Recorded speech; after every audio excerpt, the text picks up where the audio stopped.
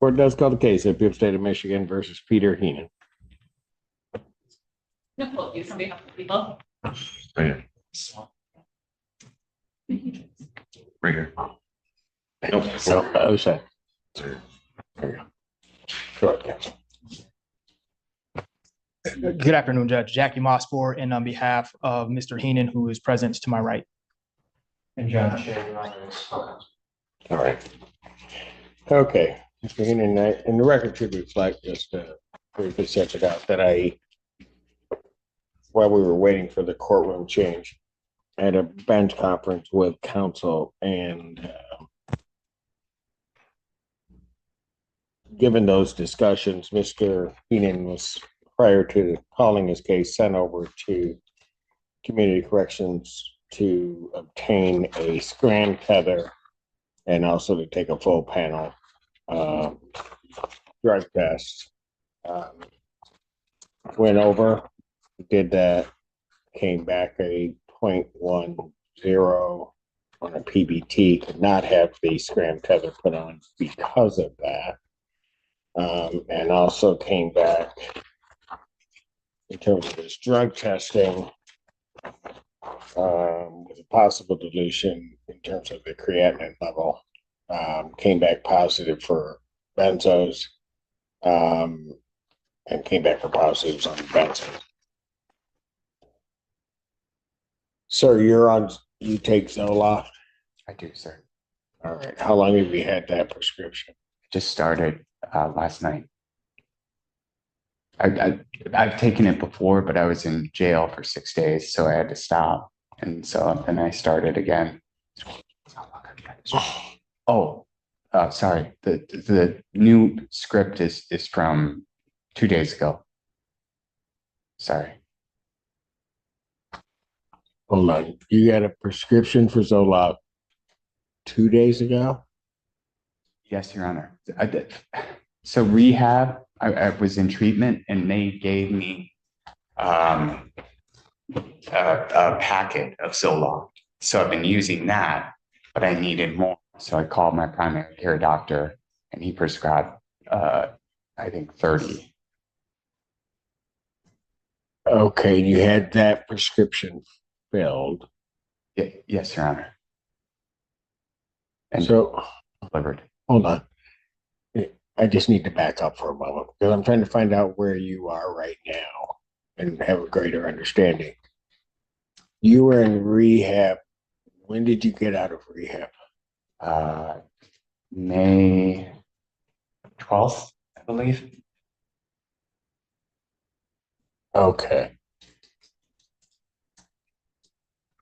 And when you got out of rehab, you had Zoloft. Yes, they send you home with a 30-day supply.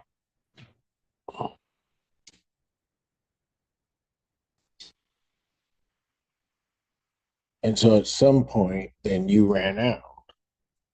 No, I still have some, but I needed to call my doctor anyway and tell him about this. And so I asked for a refill. Okay. All right. Where were you in treatment? West Palm Beach in, it's called Hanley.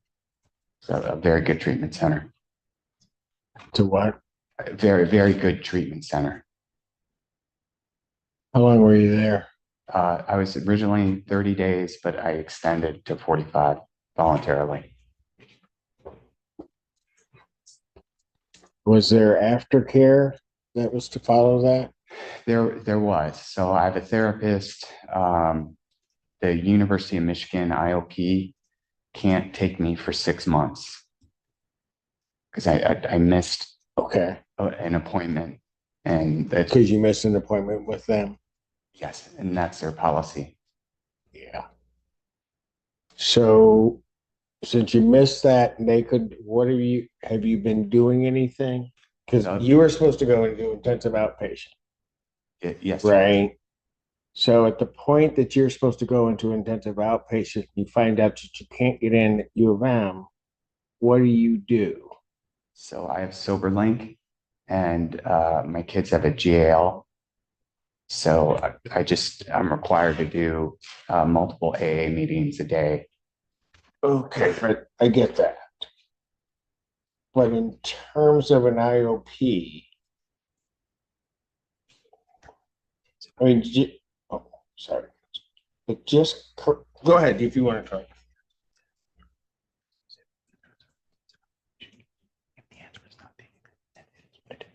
Oh, I've reached out to Brighton. They have an IOP program. It's on Zoom though. And I think Get enrolled? I can. Well, no. Here's what I'm trying to figure out. All right. And so I'm asking you these questions for a reason. I'm not asking you to try to trick you into anything. I'm just trying to figure out, like I said, where you are. Sure. So you get out of treatment. Part of the aftercare on the treatment program that you're in is that you were supposed to get yourself into an IOP, right? Your Honor, that was part of the condition, also the sober link and one AA meeting a day. Hold on. On whose condition? Oh, the treatment center's recommendation. Okay. You got me a little bit lost here. You go into the treatment center in Florida. You come out. They're basically, upon discharging you or releasing you from that, they're putting into place or give you a plan, an aftercare plan, right? Yep. Part of that aftercare plan was you were to get yourself into intensive outpatient treatment, Yes, sir. right? Their recommendation was something here local at University of Michigan, right? Yes, sir. You were supposed to call them, but missed that somehow and or another. And then, as per their policy, you can't get in for a while. 6 months. Right. After all that happens, what do you do instead of, I don't want to put it that way. What do you then do? Nothing? You didn't get yourself into any type of treatment program, is that right? I found a therapist and no, I did not find an IOP. Your Honor. Okay. Let me just ask you, and I won't hold you to it only because I know you've been drinking, but why didn't you do that? Honest answer. Sometimes I feel like AA is more effective because I've done an IOP program before and it's on Zoom. And sometimes I feel like AA and SoberLink is more helpful, especially in person AA. Okay. Not yelling at you, but I'm just going to tell you, if you could figure it out yourself, you wouldn't be in the position that you're in right now, right? Yes, Your Honor. If it went just on your feelings of what you thought was best, we wouldn't be here dealing with this part of this, would we? Yes, Your Honor. So that's why you have other people kind of guide you as to what you really need to do. I also have a feeling that the program that you laid out for yourself, while you think effective, is actually just easier than doing the IOP because an IOP can be difficult.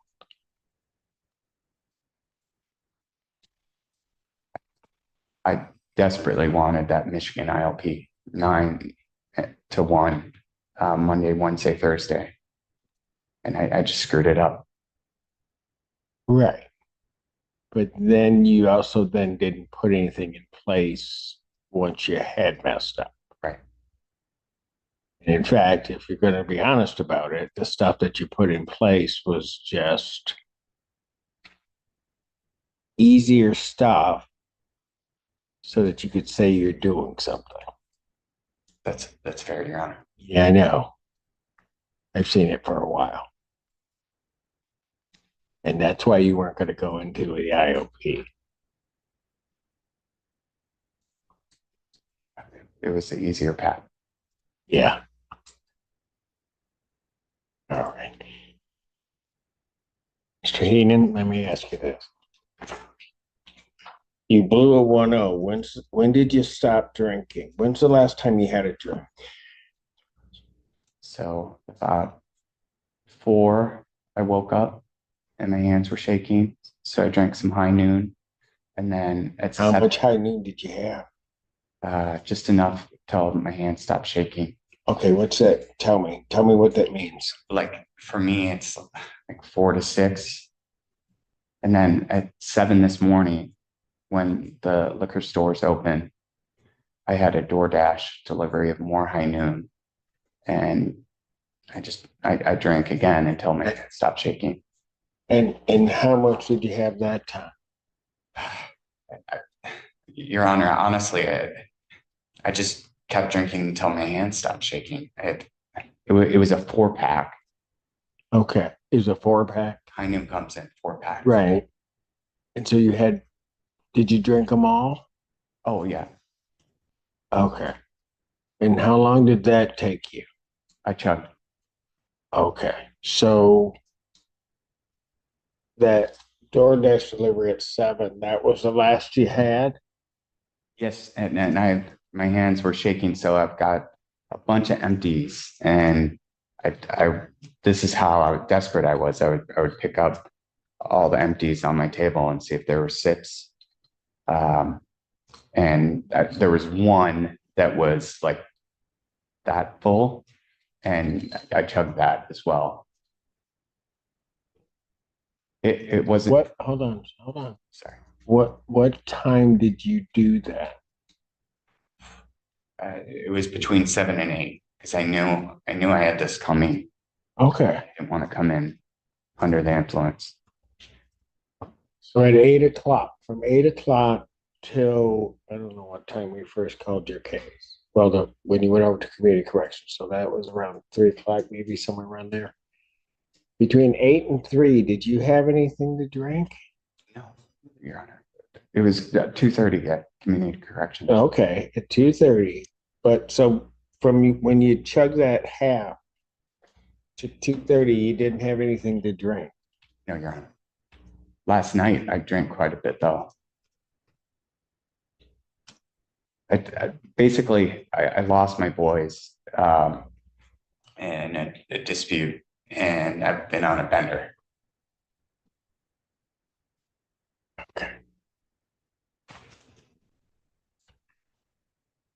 So, Mr. Heenan, I'm just trying to, like I said, I'm trying to figure out where you are. I'm trying to, when you say you've been on a bender, what were you drinking the night before and how much? White Claw. I drank, gosh, probably 15. Okay. And that would have been last night sometime. When you say that you stopped about 4, you said, or something like that? I woke up at 4. You woke up at 4. So yesterday you were drinking White Claw. You had about 15 Yes, Your Honor. for over just that day, that evening. All day. Yeah. Okay. And at some point you stopped drinking. Either you passed out or you just stopped. Yeah. No, I You felt probably passed out. passed out, Your Honor. Yeah. And then you woke up at 4. Yep. And then you needed something else. Yeah, my hands were Right. I get why. But you needed something else, and that's when you got the other stuff. Or you already had that. I already had it. Okay. I had White Claw and High Noon. And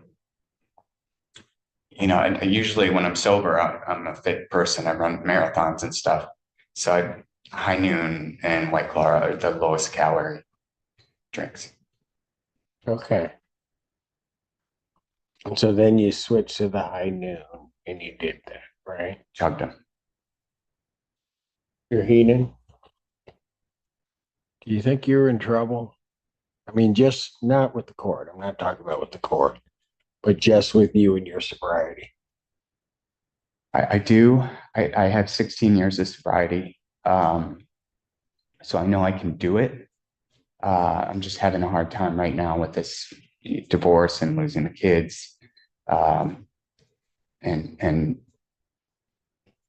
just life is hard right now. No, I had to resign my job I loved. And it's just been a rough. Okay, so right now you're also not working. I had to resign to go to treatment. All right.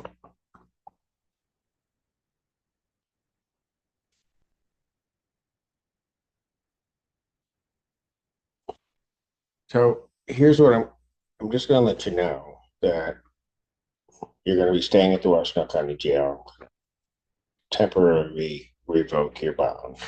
Okay. And I'm not doing that necessarily as a punishment, but I have no way to release you and keep the community nor you safe. Okay. And I'll just ask you this.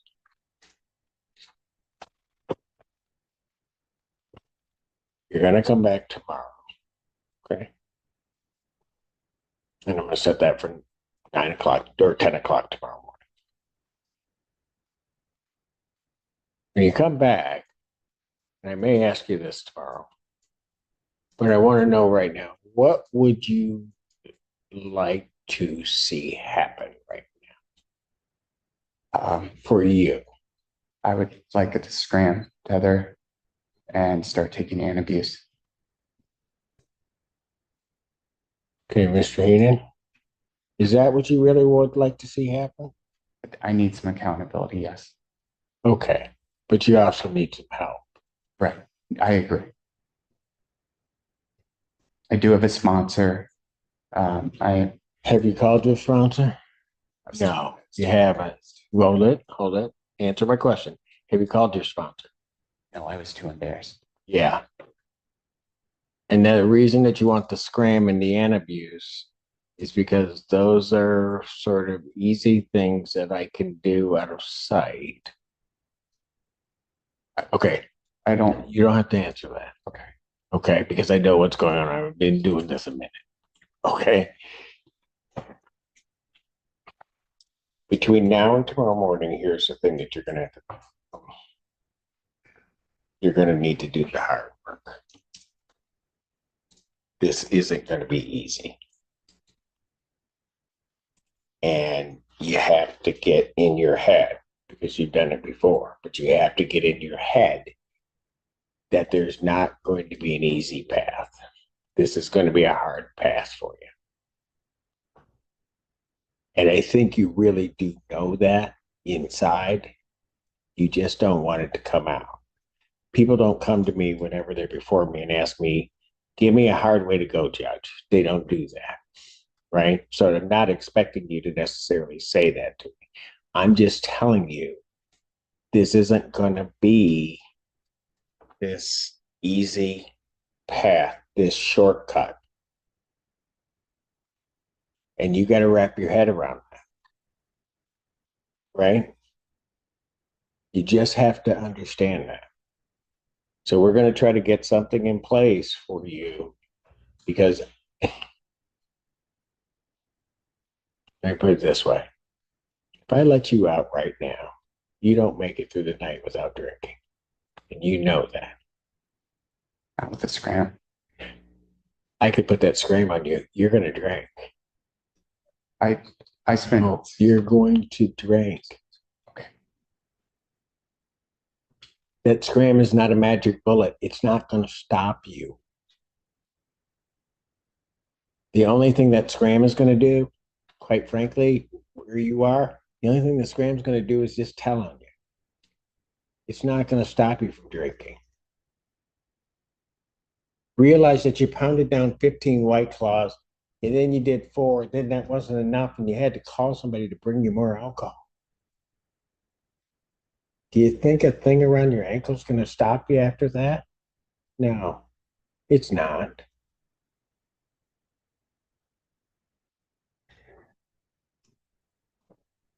Jail was really hard for me. I know. So that alone would stop me. For a while. I understand. but you're gonna go tonight. And then we're gonna see you tomorrow morning. And Mr. Heenan, you'll never, or maybe one day you'll understand it. I'm not doing it to be me. I don't want to lose you. And I know if I let you out of here, there's a good chance we're going to lose you. Thank you.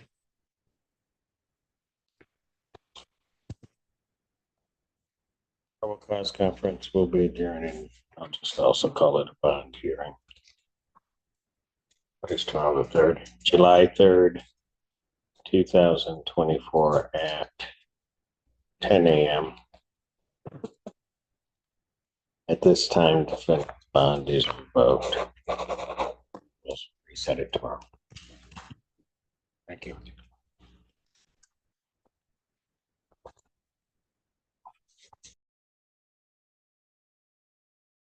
Court calls the case, People versus Peter Heenan. Prosecuting attorney, on behalf of people. Good morning, Your Honor. Jackie Moss on behalf of Mr. Heenan, who is approaching. Behind the legal back and forth lies a deeper addiction, broken trust, and a man fighting to regain control of his life. The judge isn't just weighing laws, but life itself, knowing one wrong choice outside the courtroom could end in tragedy.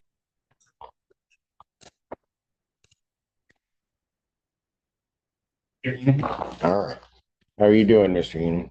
Doing okay, Your Honor. Okay. Where are we on this? Did we get any update on Bear River? Your Honor, in regards to, pardon me, in regards to Bear River, yes, the update is Bear River can have Mr. Heenan admitted within 24 to 48 hours. However, they would require the referral from CMH. That was not able to take place yesterday because CMH said they required an order from Your Honor before For CMH to evaluate him? Yes.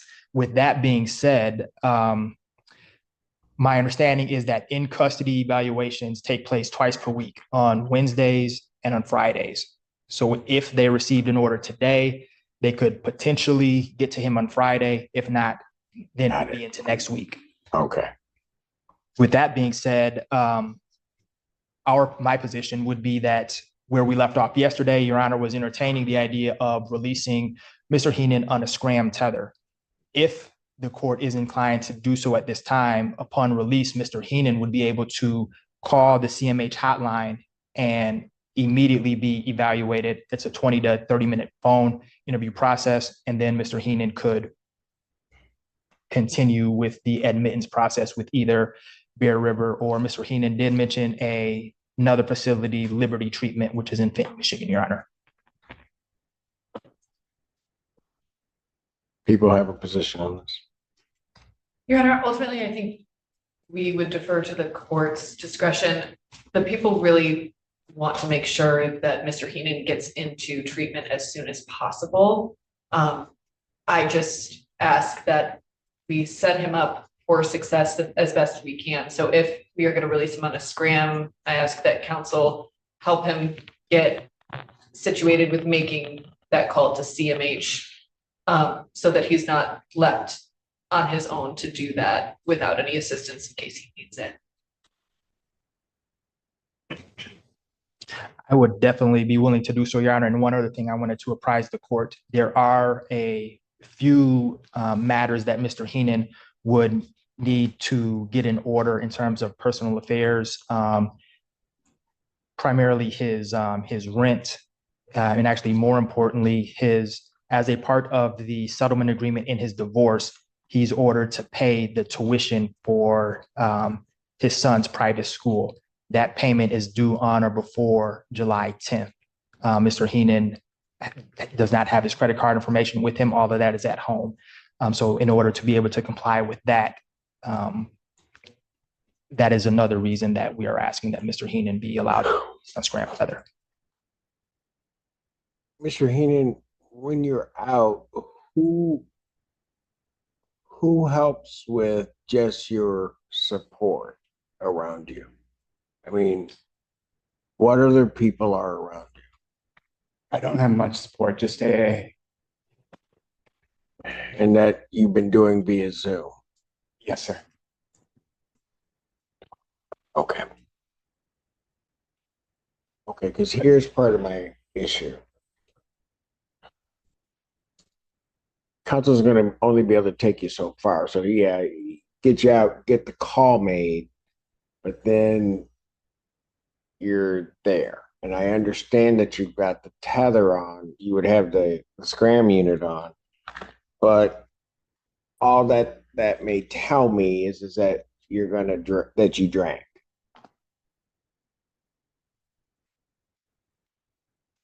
I'm just real concerned. I mean, I'm just gonna be blunt about it. I don't know how you make it, even if for a day or two. I just don't know how you make it.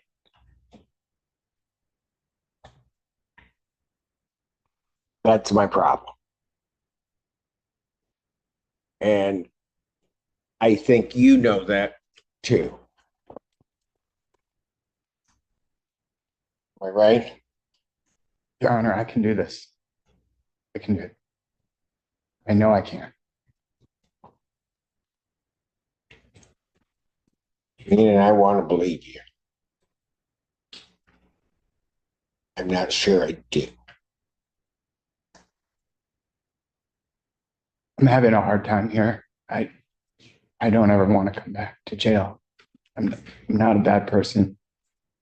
Hey, Shane, so that you understand, I don't think that you're a bad person either. I just don't. I mean, I'm more worried about you and what you do. That talk we had yesterday, I was kind of making that clear to you. That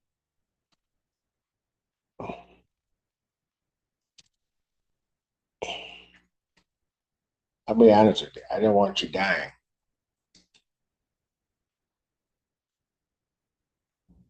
That's what because eventually you're going to run out of opportunity and chances. And what weighs heavily on me, given what we went through that you past few days, is I could let you out on a scram tether and I never get you back. For what it's worth, Your Honor, I did have a very frank and blunt conversation with Mr. Heenan and informed him that if the scram tether did indicate that there was consumption of alcohol, Mr. Heenan would very likely remain in custody for the pendency of his case. Here's what I'm going to do. And you're not going to like it, Mr. Heenan, but I'm making the call. You're not going anywhere. I'll sign the order. He'll get assessed on Friday. And we're going to get you out to Bear River and start this process. We'll have to somehow or another figure out a way you'll be able to have your credit card at some point and get some information so that you can get that tuition paid and find a way to get your rent paid. But all of that, it's important. Those are important issues, but all of that pales in comparison to where this could be. Mr. Heenan, how'd you get here yesterday? I drove. Your Honor. Yeah. And I'm letting you know that that factors into my decision because, Mr. Heenan,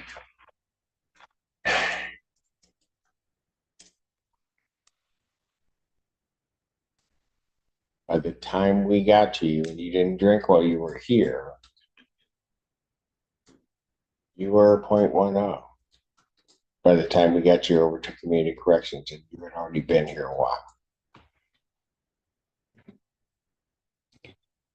It's that behavior that, and again, I'm not saying that you're a bad person, but your inability to make a proper judgment on that, that leads me to the conclusion that I have to keep you right where you are, get an order, get CMH to talk to you, and gets you into treatment.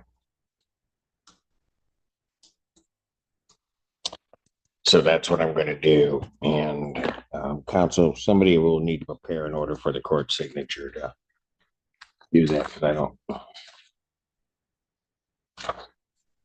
And I will sign it, and we'll get it there. So at this point, I'm just going to continue your bond as revoked. I'm not going to even set an amount at this point. And I will adjourn the probable cause out. Okay, why don't I do this so that, again, we don't lose track? I'll set it for the 11th. Okay. 2024 at 9. And then if there becomes an issue, we can get to the prosecutor, we can step to do something else. Anything further? Nothing from the defense, Your Honor. All right. Thank you. Thank you, Your Honor. Thank you. Have a good holiday.